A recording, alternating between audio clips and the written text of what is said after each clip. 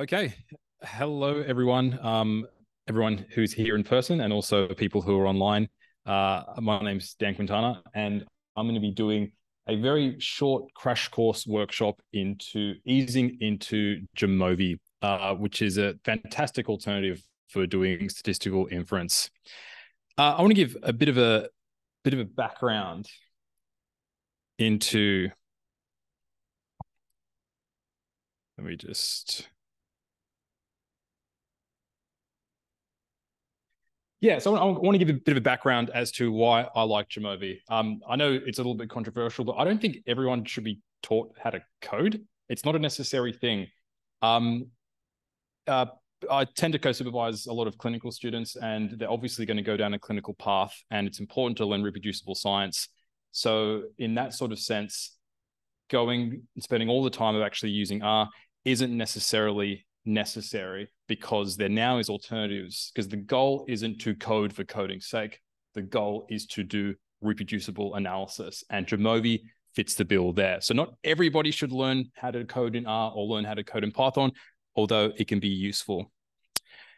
I personally use JAMOVI quite a lot myself. I use R for most of my analysis, but sometimes I just want to run a quick t-test. Sometimes I just want to really quickly import my data and visualize, do some scatter plots and do a t-test. And with R, you can do it quickly, but it can take some time. But with JAMOVI, then you can do this very, very quickly as well. And one of the really cool features with JAMOVI is that a lot of people talk about JAMOVI as a way of being a gateway into learning R, because what you can do, and what I'm going to show you how to do, is you can turn on what's called syntax mode within JAMOVI, and you can do your point and click analysis, and then you can get the syntax, and then you can copy and paste the syntax, and that runs within R. There are some small limitations with that. This tends to work best when you are doing all the base functions within JAMOVI, all the base analyses. It is a little bit more complicated when you are using the modules. I'm going to talk about that JAMOVI has these fantastic features where you can actually download additional modules for additional analyses. It is possible to run syntax mode on these modules and rerun the analysis in R, but it takes a little bit of work because you might have to install missing packages within R. However, if you're doing base analysis within JAMOVI, that'll work out of the box. As long as you download the JAMOVI R package, everything else will work there. So you can do your main analysis, copy the syntax, and that's going to run that's going to run in R. And it is possible with the modules, but it's a little bit more work. So I want to give that little caveat. Another cool thing about JAMOVI is that JAMOVI files automatically display the output if you post them to Open Science Framework. So if you do your analysis and you share your data, alternatively, you could do your R script and you can post your data, you can post your R script, and it's up to the user to take that, import the data into R, run the analysis and see for themselves. But with JAMOVI, you can post the entire file and the output gets automatically posted on Open Science Framework. So whoever's doing it can actually look through that going, oh, there's the analysis there. But at the same time, as part of that JAMOVI file, if they want, they can also extract the data as well. So this is a really cool feature of one of the many cool features of JAMOVI. And also, I think it's really nice because as a peer reviewer, if I see that there's something which is really going to improve a particular paper, if the author's written something in SPSS, I'm assuming it's because they're not confident in R, which is fine. Nothing wrong with SPSS in terms of statistical inference, but in terms of actually doing reproducible science, that's a different question. However, if I see that analysis is really going to improve a paper or help sort of boost the claims of the researcher, I don't want to get them to learn an entirely new programming language and say, learn R and do this thing. However, if I know this feature is within JAMOVI, then I can say, hey, there's a free open source point and click software that you can use. Here you go. I recommend that you use this and you do that. That is something I'm confident in doing rather than actually asking a person to learn a whole programming language themselves. Now, as for the JAMOVI approach, for a bit of a background, this was actually started. If you're familiar with JASP, you'll actually notice that JASP and JAMOVI look really similar. And that's not by mistake. That is because the developer of JAMOVI actually first started working with JASP. And this is a program originally ERC funded for accessible Bayesian analysis by Erik Jan Wagenmakers. I have a Dutch speaker in the audience here, and I'm sure I've butchered the pronunciation of the surname there. I always get it wrong. They created JASP, and this was originally for accessible Bayesian analysis. So the original idea with JASP is, let's do Bayes, but when the programmers started going, hey, like a lot of people don't use Bayesian statistics, let's do some frequentist stuff. So there was a bit of discussion there, and you know, these two teams still work together. I think competition is a good thing, especially with open resources. So there's a lot of similarities, and in a weird way, there's almost like an arms race. There's a feature that comes out in JASP, and JAMOVI gets it, and then there's a feature in JAMOVI, then JASP gets it, and it goes back and forth. So a lot of this stuff you can apply with JASP, but I think JAMOVI is just slightly edges it out for a few different features, which I'm gonna talk about. And yeah, like almost everything else, when it comes to open science in statistical inference, JASP was born out of frustration with SPSS.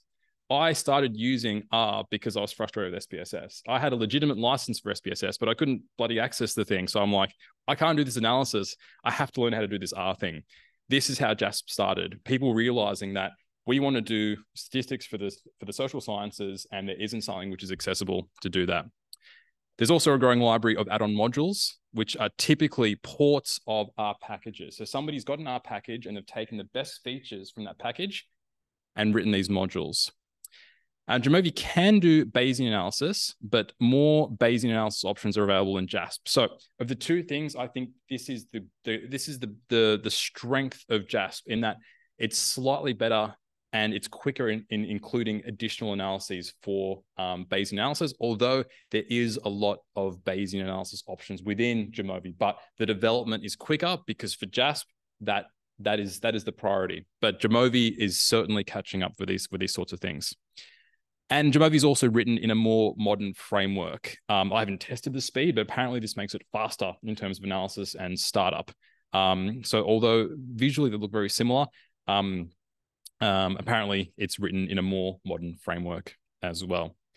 And JASP has included syntax mode, but this syntax mode for now can't actually be run within R. So it's syntax mode to rerun within JASP. So that's another really big advantage of JAMOVI, in that JAMOVI syntax can actually be run in R, whereas JASP syntax cannot come out of JASP now. But at least the promise is that this will eventually happen. A really nice feature of JAMOVI as well is they have various data libraries built in. So quite often when you start a new software package and you want to test it out, you don't actually have data available, but there's a lot of data already built in within JAMOVI to do various types of analyses. And a lot of these data sets are included with base JAMOVI, but part of these modules, you can actually get additional data. So additional data for testing meta-analyses, additional data for particular textbooks as well. So this is a very nice feature. Speaking of teaching in textbooks, there's this fantastic book, this free online book, Learning Statistics with JAMOVI. This is an adaptation of another fantastic book from Danielle Navarro, Learning Statistics with R book. So if you want to learn, this is one of the books that I recommend when someone goes to me, how do I learn stats in R? I recommend Danielle's book. This book here essentially has a lot of the same material as the R book, but it has been rewritten for a JAMOVI context. So if there's somebody who's getting started with JAMOVI, this is a great book to get started with, because it's exactly the same thing, really solid statistical teaching, except using JAMOVI as examples rather than using R. And there's an associated module including data used in the book. So you want to teach the book, you can just say, you don't have to go to a website and download data. You can just, within one module, it has like 40 different data sets that are used exactly within the book. So you can go bit by bit as well. So this is a really, really good teaching resource there. So that's online for free with that website there, Learning Statistics with JAMOVI. If you like, if you're in person here or online, you can follow along. If you don't have JAMOVI installed, that's fine. You can still follow along and watch what I'm doing using the following modules on top of the base modules here. The JSQ module for Bayesian analysis, the JJ-StatsPlot module for visualization, and this is a port of a fantastic R package called GG-StatsPlot, which is like ggplot2 on steroids. But JJ-StatsPlot is the JAMOVI implementation. Of course, one of the limitations of JAMOVI modules is they don't tend to have the same rich features that you do get from an R package, but it's got most of the good stuff that you need. But the cool thing is you can take the code from these modules, pull that into R and use that as a basis. And then you can do some further tweaking within R if you like. So JJ Stats Plot is really cool for visualization because base JAMOVI has some nice stuff, but you can really take it to the next level with JJ Stats Plot. Walrus for doing robust statistical inference. This is a cool little package, which is again is a port of an R package. JPower is probably one of the reasons I use JAMOVI the most. It is a really cool way of doing and visualizing power analysis. It's so popular, JASP has copied it. And now JASP has, this is all open source, so this is all fine. So now JASP has, it actually has more features than JAMOVI for now. But JPower is really cool. I'm going to go through that. Major for meta-analysis. This is a port of the highly popular Metaphor R package as well. Again, not the same amount of features, but it does a lot of the stuff that you need and is actually a lot more user-friendly than doing it in R, which I'm going to show you why. And LSJ data. So this is the data which is associated with the textbook. When it comes to loading data, you have to click on the menu up the top left, and then from there is a menu to open up. We're going to be using one of the data sets from the textbook, and the name of that data set I'm just going to find now. It's called HARPO, HARPO. So this is the data set we're going to be using for analysis. And if you've downloaded the LSJ data and installed that module, this should actually come up within your data library. Within the Learning Statistics with JAMOVI folder, you'll find the HARPO data. So if you're following along in person or online, that is where you're going to be going. So now I'm going to switch screens and go across to JAMOVI.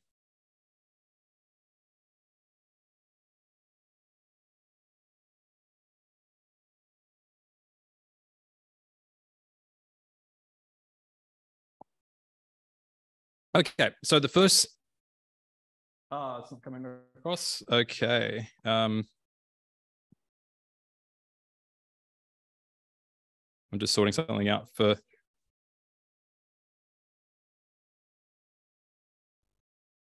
All right, switching across for these folks who are in person. Like this. Cool. Okay, so the first thing we're going to be doing is the HARPO dataset is a dataset that compares teaching the performance of students between two different tutors. As you can see up here on the top of JAMOVI, you have a number of different tabs. You can look at your data by clicking on the data tab. So here we have every participant has been given an ID. Every participant or every student has a grade, and there's two tutors, Anastasia and Bernadette. And for this particular research question, we are comparing, is there any differences in test performance between these two tutors? So once you click on the analyses tab, then you want to do a basic independent samples t-test. All the base packages should be up there. And if you've installed additional modules, they should come up on the right as well. So we would perform a independent samples t-test. And it is simply just point and click and drag. So our grouping variable is tutor and a dependent variable is grade. And we have our analysis there.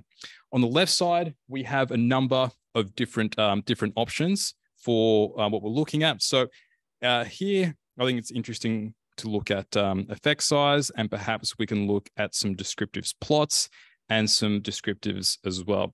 So we have our results here. And I've turned on syntax mode. So to do that, you click on the little menu up here, and then you click syntax mode, and you click that. So if that is selected, then this syntax is going to come up here. And this is the syntax that you can use to paste directly into R. And this is simply the code underlying this analysis here. So we can see for this particular analysis, if you're using 0.05 as your alpha level, there is a statistically significant difference between the grades of these two tutors, 0.043. So what you would say on the threshold, just over the threshold of statistical significance. with a relatively large Cohen's d, at least for the social sciences, of 0.74. And we have this default plot here, not the, it's not winning design awards, but it's but that's okay because we have modules. Modules are going to come to the rescue, but at least we can get a decent visualization. We have a question from Agata. Yes, I believe it's called Harpo. Harpo, something. So once you go to the modules menu and you go to the JSQ data module and download that, then that should be available in. Okay, and then it came up. Okay, so we have a tip there to restart Jamovi if you can't find Harpo within your data set there. So I'll give you people here and people listening remotely a few moments to do that, and I'll take a sip of coffee.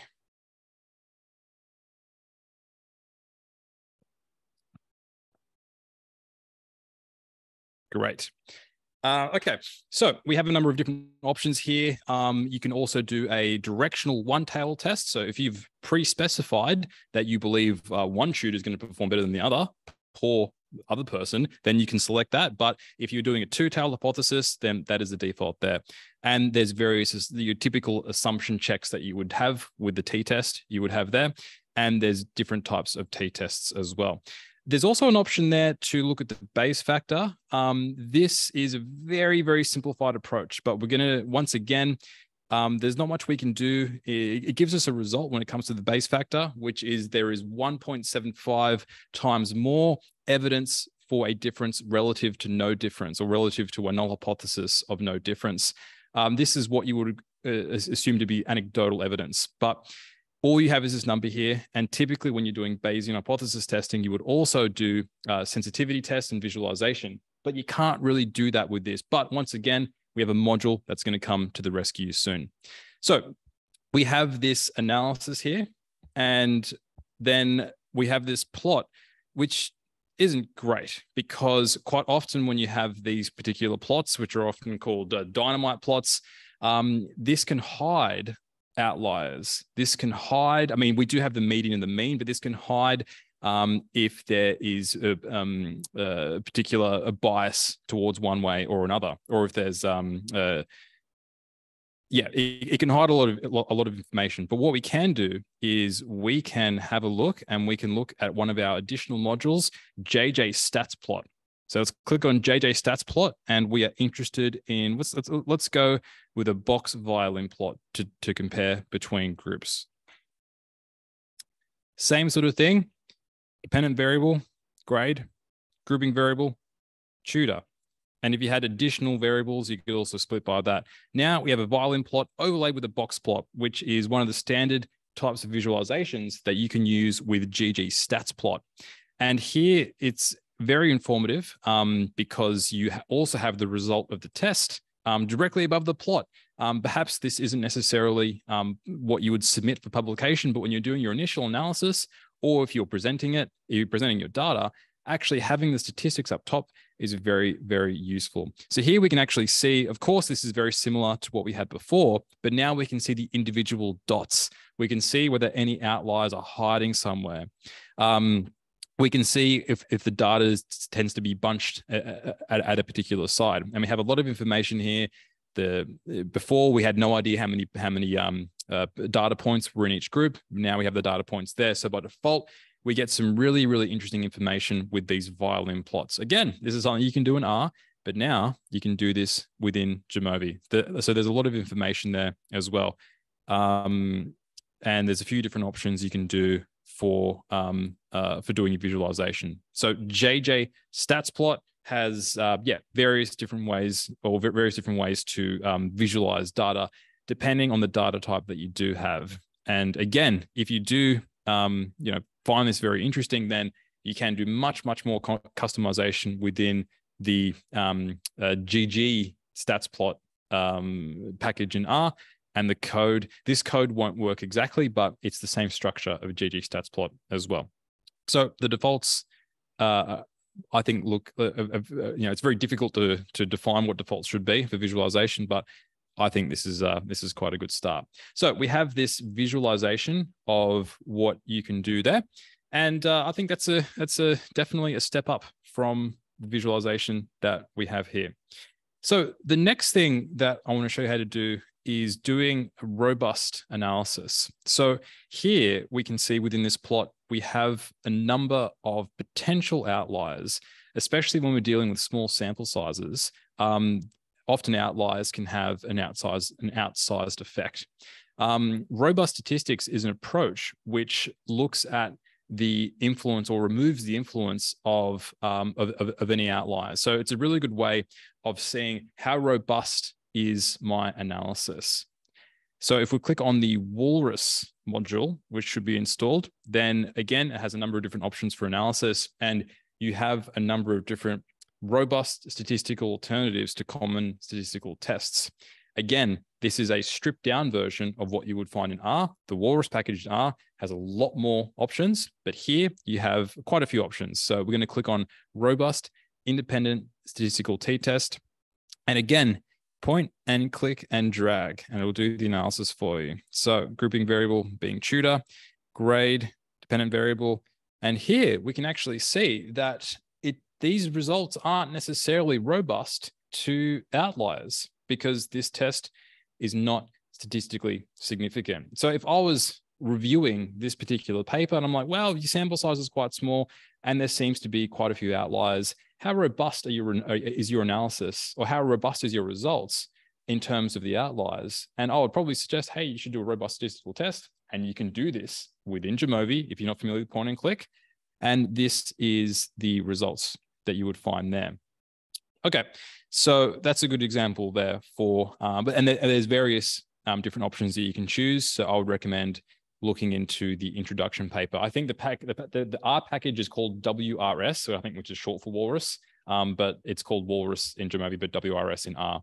And there's a really great introductory paper about the theory behind robust testing. So it's a really good approach for demonstrating that your results are robust in light of other outliers. Okay, I have no idea. I actually have no idea. There's probably a cool story behind it. It makes for a really cool logo. Yeah, it doesn't make any sense whatsoever. But it's called Walrus. So yeah, they're a robust animal. Yeah. Next thing we're going to do is we're going to do some Bayesian statistics. This is very useful, especially if you got a non-significant result. Because with a non-significant result, there is no way of knowing under a normal, when you're doing conventional frequentist analysis, there's no way of knowing whether a non-significant result is due to insensitive data or true support for null. You can't do that with a non-significant p-value. So you need to find alternative ways to evaluate this. One such way, which I haven't actually mentioned as a download, which I just noticed then, is if you want to remain within a frequentist framework, you can use the Toster package. The Toster package does equivalence testing. And equivalence testing is a way of determining statistical equivalence, which is very, very useful if you have a non-significant p-value, of actually figuring out is the difference between these two people or these two tests equivalent. So within the Toster package, exactly the same thing. Pick your variables, same sort of structure. Grouping variable, sorry, that's a mistake. Tutor variable. And so here we'll visualize it so we can see.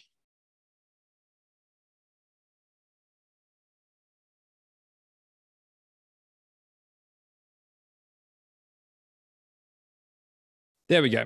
So yeah, this is definitely not equivalent. So this, if we were to assume that that effect sizes larger between the bounds of 0.5 and minus 0.5 are considered equivalent, then these results would be equivalent. But these results are certainly not equivalent. But this can be a very useful way if you have a non-significant test to actually understand the equivalence of your results. So if you have this, I'd very much recommend reading more into equivalence testing if you're interested. But what I do want to talk more about, yeah. Yeah. So basically for the bounds, then you would say, okay, for my particular research field or for this particular effect, any effect that is between that bound is so small, it doesn't even matter.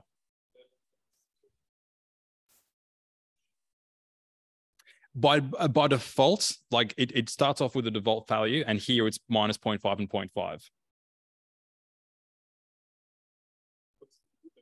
0.5. Cohen's D. Yeah.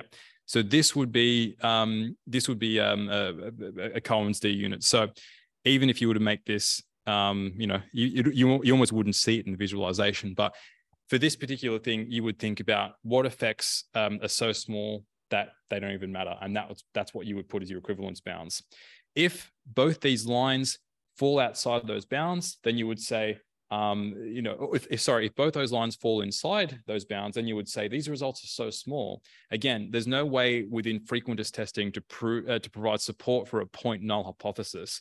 You can only provide support that it falls between a certain bound.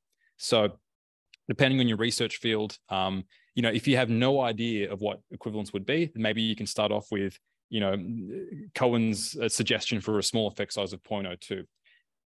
But it really depends on your research field. But there's a whole different presentation for equivalence testing, and there's lots of great resources online. But there is all that to say, just to demonstrate that there is an equivalence testing option within JAMOVI if you want to test equivalence. So if you want to keep and remain within a frequentist framework, this could be a good option. And I think especially for t-tests, equivalence testing is very nice because it's very intuitive. You might have a very good idea of what you would consider to be, what sort of effect sizes you would consider to be practically equivalent. So yeah, it is a nice option that is there. And again, this is a port of an R package.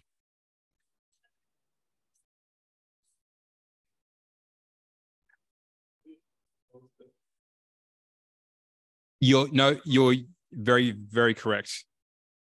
That's correct. So that was raw scores. My apologies. No, thanks for the question. Yeah. So this was against raw scores, but there is a way that you can switch against standardized. So that is correct. That is raw scores. So within equivalence testing, you have the option of doing raw scores or doing standardized scores. So yeah, thanks for whoever mentioned that. So yes, that is a potential option. But now, I gave you a bit of a teaser before that it is possible to do basic Bayesian hypothesis testing within t-tests. So here we can actually click on the base factor option, but this doesn't give us many. This doesn't give us many options. So we're going to take this up a notch and have a look. Make sure it's. So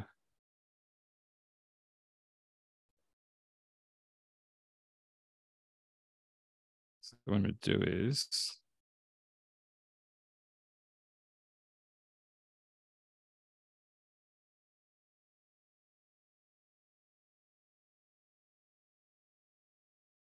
Okay.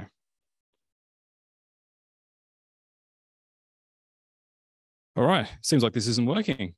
That happens when you're doing stuff live, but I actually think I have a previous analysis. Okay, here we go.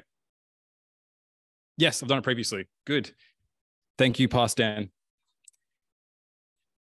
No, so it should be called the JSQ module, but it's not showing up. So this might be one of those things that I would have to restart it so it would actually come up as a menu.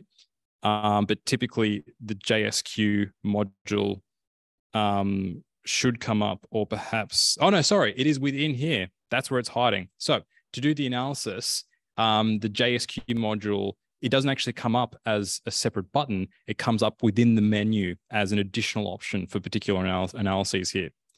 So what we're going to be doing is t-tests and Bayesian independent samples t-test.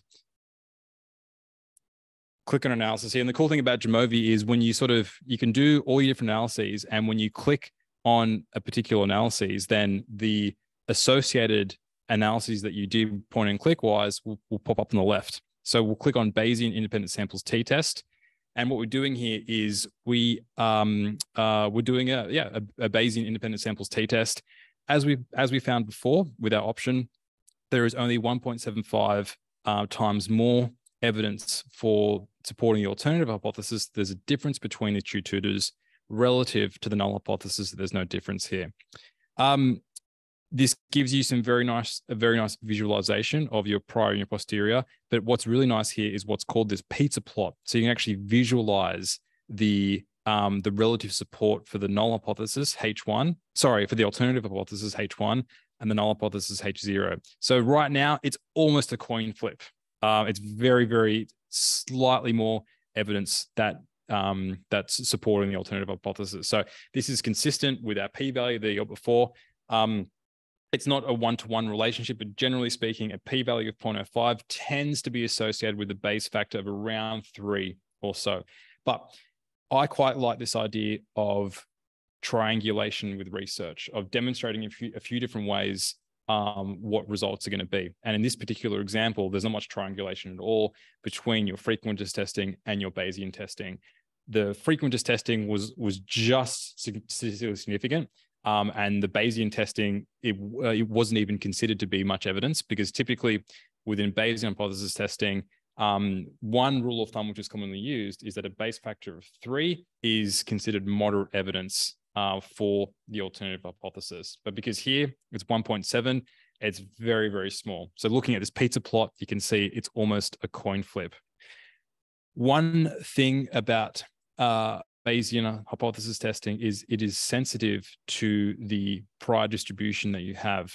So this is the prior distribution that we set within both JASP and JAMOVI. It uses a prior distribution. The default prior distribution is one which is what you would expect for the social sciences. So it works pretty well under most circumstances. But the good thing about this module here is that you can run a robustness check to see, regardless of the type of prior distribution that I used, how sensitive is that to the base factor. Now, to do that, you would want to click on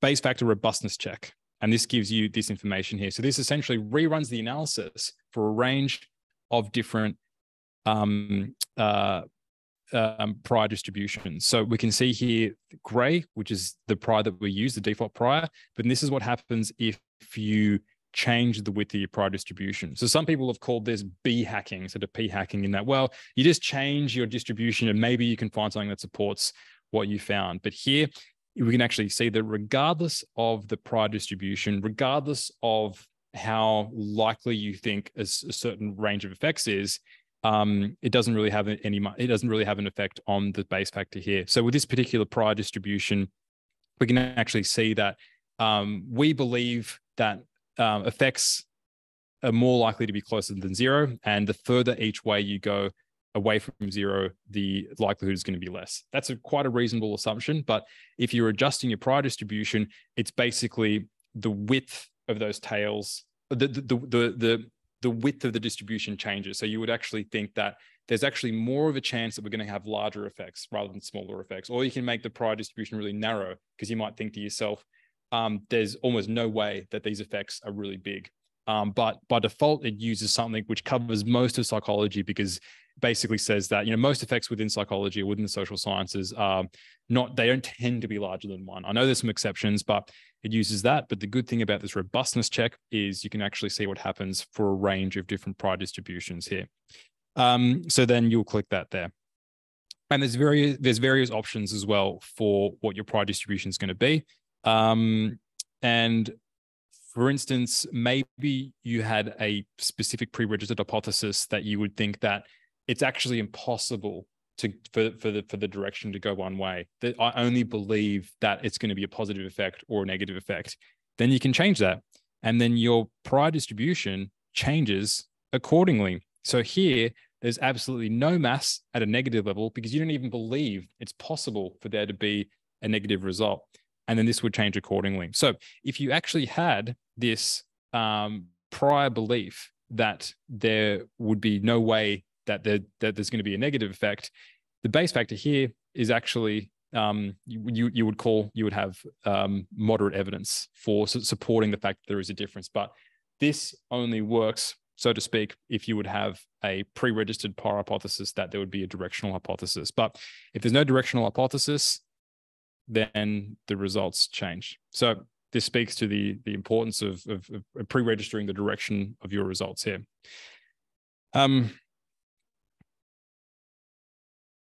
So that is the robustness check, which can be quite handy. And there's also this sequential analysis as well to actually see how do the results change. Unlike frequentist testing, in which you can't just, unless you do pre-specified pre-specified checks as you're collecting data, you can actually collect data within a Bayesian framework and keep testing. It's not the same as a frequentist framework in which that's going to increase false positives.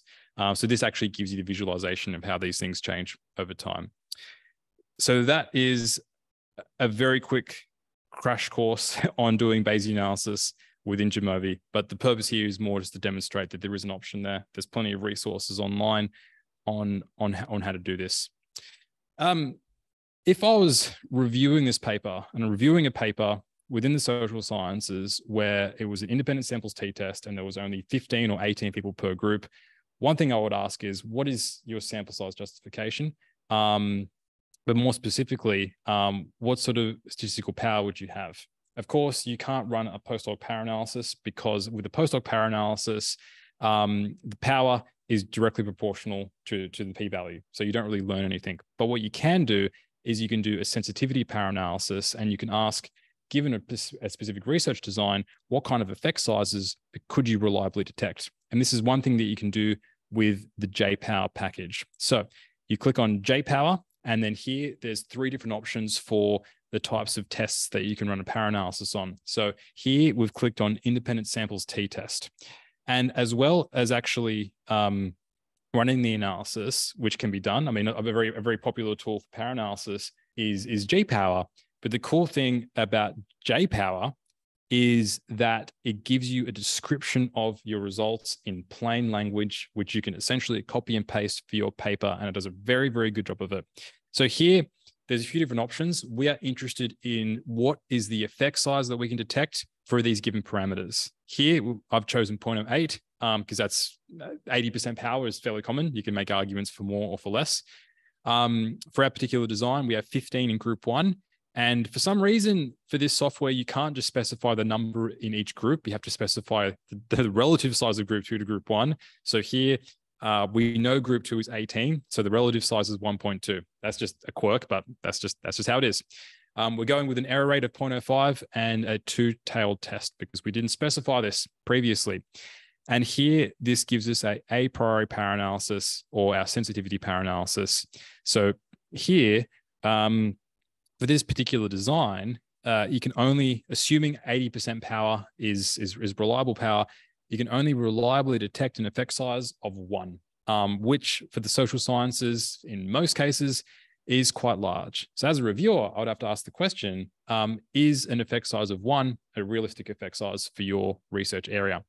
But here, we've actually got a really nice plain language way of describing the power here. So you would say, with a design with a group sample size of 15 and 18, will reliably detect effect sizes and this just represents Cohen's D, of 1.01, assuming a 2-tailed test and a type 1 error rate of 0.05.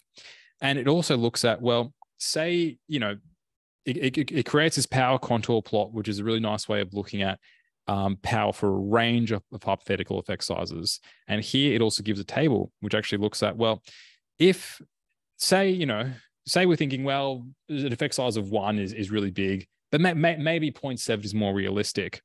Even then, even if the true effect size is 0.7, you're very likely, with this particular research design, is very likely to miss this effect size. And here, with this visualization, we can see precisely, well, let's even say the hypothetical effect size is, what if it was 0.5, then power's down at around 0.2 and very, very low. So this is a really good way of visualizing that there is no true effect size. No one knows what the true effect size is. The only way to know the true effect size is to evaluate the whole population. You can sort of do that with these huge population studies in Scandinavia, but in most circumstances, you cannot test the whole population and you cannot know what the true effect size is. You can only understand for a given range, for a given research design, what is the range of effect sizes that can be reliably detected. And power contour plots is a really good way of thinking about that what kind of effect sizes, what are the limits of effect sizes that can be reliably detected. So this is really nice here. And there's a few different other options as well. So this is really, really handy if you're doing power analysis. The other thing you can do is you can do it the other way around, and you can figure out, okay, what kind of sample do I need? So say my minimally interesting effect size would be a Cohen's d of 0.2. My desired power is 80%, and I can get equal sample size between groups. And it tells me how many participants do I need, or how many individuals do I need to reliably detect an effect size of 0.2. And we need a lot of people, a lot more people than we typically see within the social sciences. Over 300 participants. So there's various different options for doing analysis within JPower. Yes.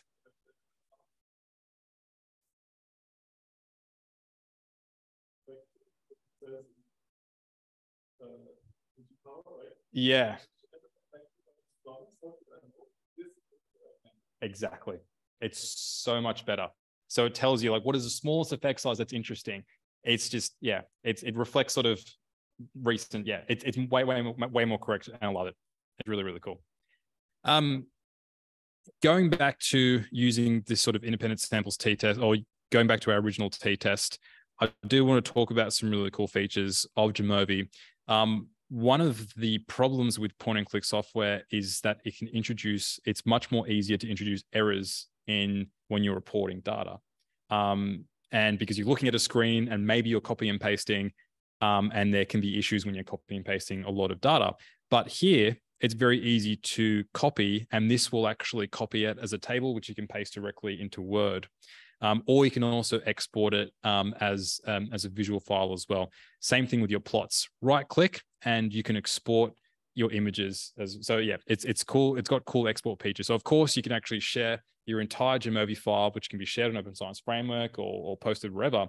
But individual parts of your analysis, whether it's the text, whether it's the tables, whether it's the files, you can export those features and put them directly into your papers. So that's a nice part about that. Okay, so the final feature I want to go through is doing meta-analysis within JAMOVI. We're going to be looking at the major module here. And for our particular example, we're going to be looking at correlation coefficients, or looking at the relationship, looking at a correlational relationship. For our data, that data is obviously incorrect. So we're going to have to load our data. So we go to open, and as part of the major package, it comes with 5 different data sets. So here we're going to be looking at the Malloy 2014 data set, which is a meta-analysis looking at the relationship between the personality characteristic of conscientiousness and whether you actually are likely to adhere and take medication. So there's 16 studies here which answer this research question, and we're going to run this meta-analysis, clicking on the major module. Yeah, okay. So yes, thank you.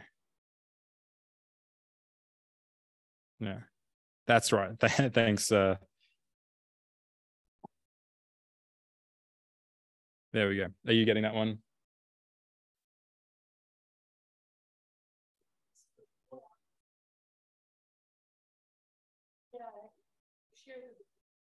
Okay, let's could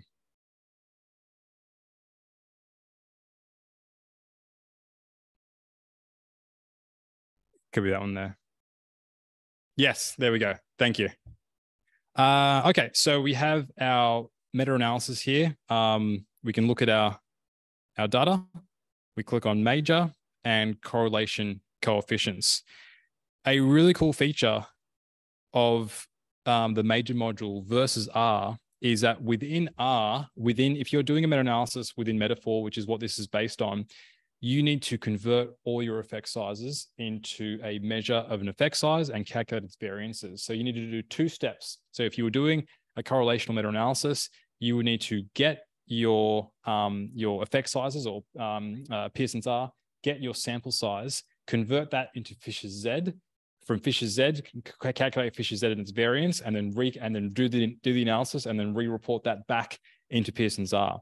Major does that all for you in the background. You don't need to do those conversions. All you need to do is enter the correlation coefficients. So we're going to do that here.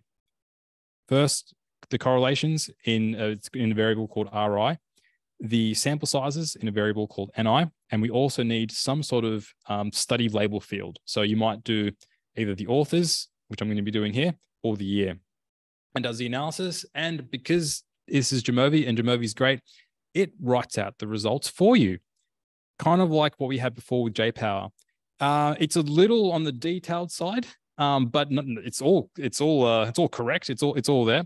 So you could get this. You could copy this table and import that into your paper, and you can include this in. You can copy and paste this text, and you can either remove some stuff if you like, but the major stuff is all in there, and it describes exactly what you've done. It even tells you it's done the transformations that it's done and the reports that it's doing. By default, you get a forest plot as well, but there are various ways that you can adjust the forest plot. So I quite like adjusting it and ordering it by observed effect size from smallest to largest. So here you can actually see the size of effects there. So you can do some really cool plotting there. But again, this is just a very small version of the metaphor package, and you don't get the same amount of features that you would get, but it does a lot of the cool stuff, or a lot of the stuff that you need for your particular analysis here. Funnel plots are commonly reported in meta-analysis. I much prefer the contour-enhanced funnel plot because you can actually see these contours represent p-values. So anything that's in this particular contour is a p-value between 0.05 and 0.01. If you have a lot of dots within this contour, then there is potential evidence of publication bias within that particular research field. But there seems to be a fair amount of symmetry, and not too many dots or effect sizes within these contours, which actually suggests that publication bias probably isn't an issue here. But we can actually run formal tests of publication bias. I wouldn't recommend fail-safe N. It's been critiqued a bit. I'm not sure why it's included in here because there's a lot of critique there. But one common approach for doing publication bias, because there isn't really one accepted way of doing this within meta-analysis. And one common approach is by triangulation, by doing a number of different approaches for looking at publication bias. So here we can do P uniform, which is one approach, and we can do selection models as well. And selection models essentially runs under the assumption that certain p-values, studies with certain p-values are more likely to get published. So studies that have p-values that are less likely to get published actually get boosted up in terms of their contribution to the overall meta-analysis. So we have a few. So here we can actually see P uniform. There's no suggestion of publication bias. And looking at selection models, there's also no evidence there. So taking two different approaches of publication bias, there doesn't seem to be evidence of publication bias here. Again, not as many features as if you were to do this individually in R, but it gives you a very, very good start. And by doing this, you're publishing a meta-analysis that's better than 95% of the published meta-analysis out there in the social sciences. So really, really good features there. Quite a few additional options as well. But again, really, really nice, the sort of text they do here. And this is exactly the stuff that you should be reporting for your meta-analysis.